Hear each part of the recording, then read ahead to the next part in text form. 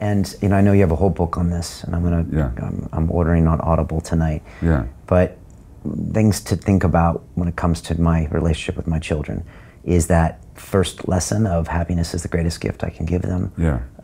Those first 7 years are very important. Are there other things? Actually, the first 7 years are crucial. I would say the first 3 years are the nub of it.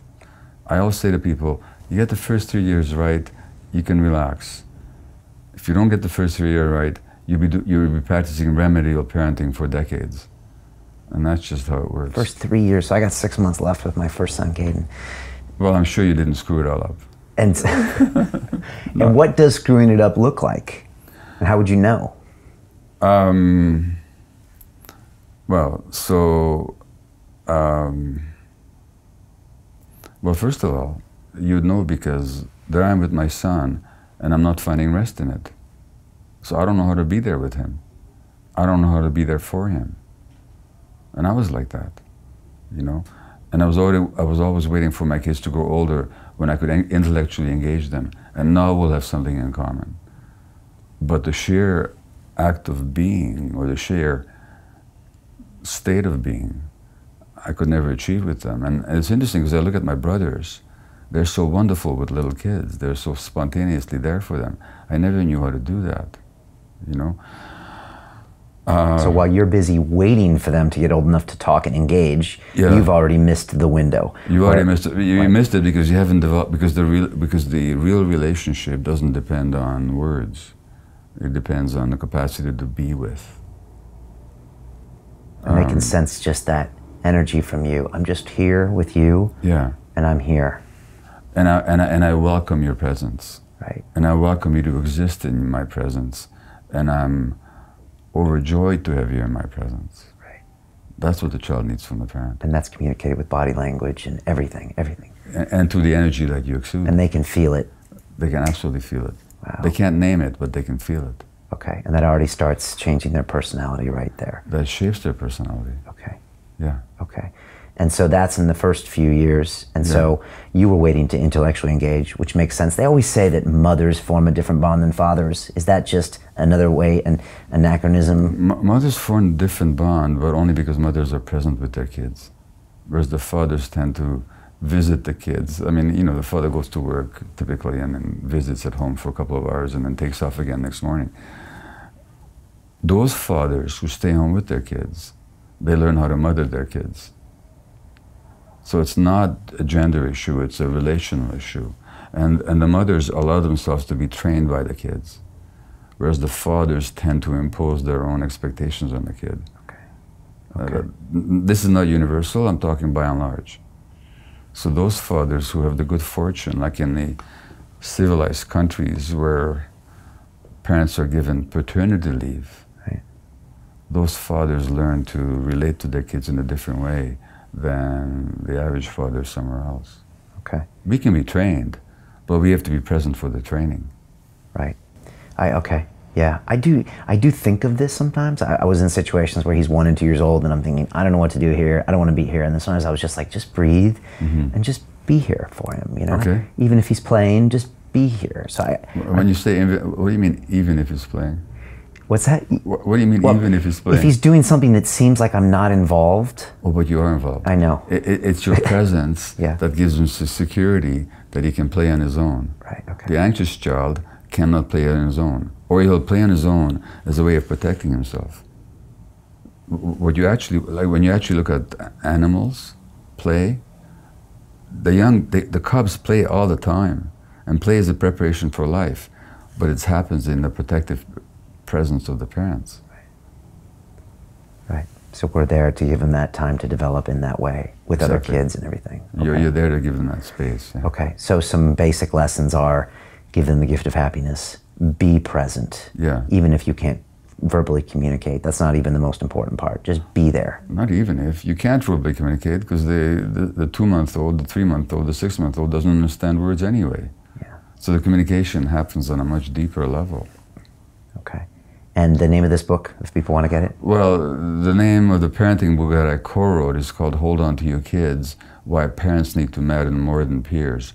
And that's been published in over 20 languages internationally, and is being published in England in January. And what it's about is that in our culture, the children have a need to attach. They have a need to connect with somebody, because without that connection, they don't survive. And in the hunter-gatherer bands where human beings evolved, those attachments were with adults. And not just one adult or two adults, but with a whole set of nurturing adults. Now in our culture,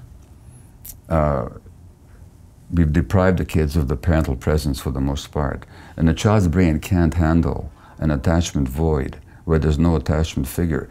And in the absence of the parent or the nurturing adult, the child will fill that void with the peer group.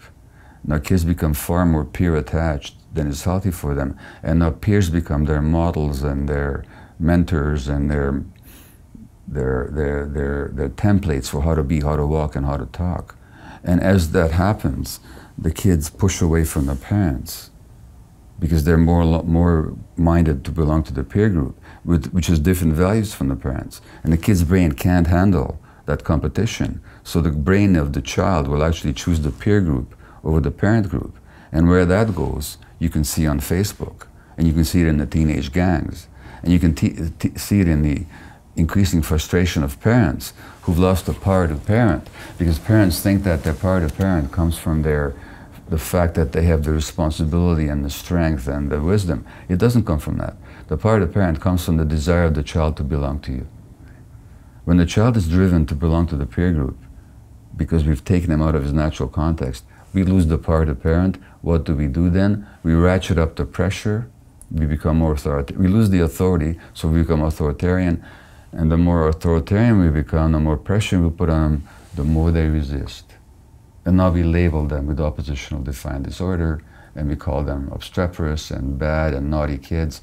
All they're doing is acting out their attachment dynamics.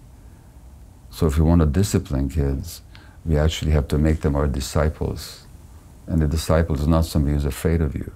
The disciple is somebody who loves you and wants to belong to you and follow you.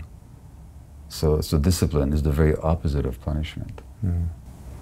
And how do you do that with your kids? Well, first of all, you realize that the most important template, in fact, the essential template for the emotional development of the child, as well as for the brain's healthy physiological development, is a nurturing relationship with mutually responsive adults. That is the template for physiological brain development and healthy psychological development. That means that anything that you do that undermines the relationship with the child will actually undermine the child's development, because it makes the child insecure, and kids in state of insecurity are in defensive flight or fight mode, in which mode they don't learn anything. They just are defending. And so that every time I use the relationship against the child, so I have a 2-year-old who's angry, and most psychologists and parenting experts will tell you, time out. In other words, what they're telling you is, withdraw the relationship from the child as a way of threatening the child. And that threat will make the child comply with you. Well, the child may temporarily comply with you, but what have you taught her? You've taught her that the relationship is conditional. Right. That they're only acceptable to you if they please you. Furthermore, you've taught them that relationships are unstable and unreliable. And you've learned, and they've learned, that you're not available for them when they're most upset. Because why is he acting out? Why is he throwing a tantrum? Because they're frustrated about something, because they're angry about something, because they're unhappy. And you say to them, when you're most unhappy, that's when I'm least available to you. And this is how parents are taught to parent. Furthermore, parents are taught not to pick up their kids when they're crying. Let them sleep it out. Which is utterly noxious. Yeah. Because the child who you don't pick up, right, what lesson do they get? Their emotions don't matter. That's the lesson they get. Okay. And just the opposite of what any loving parent wants to teach. Right. So that the psychology, the parenting psychology in this culture has become anti-child.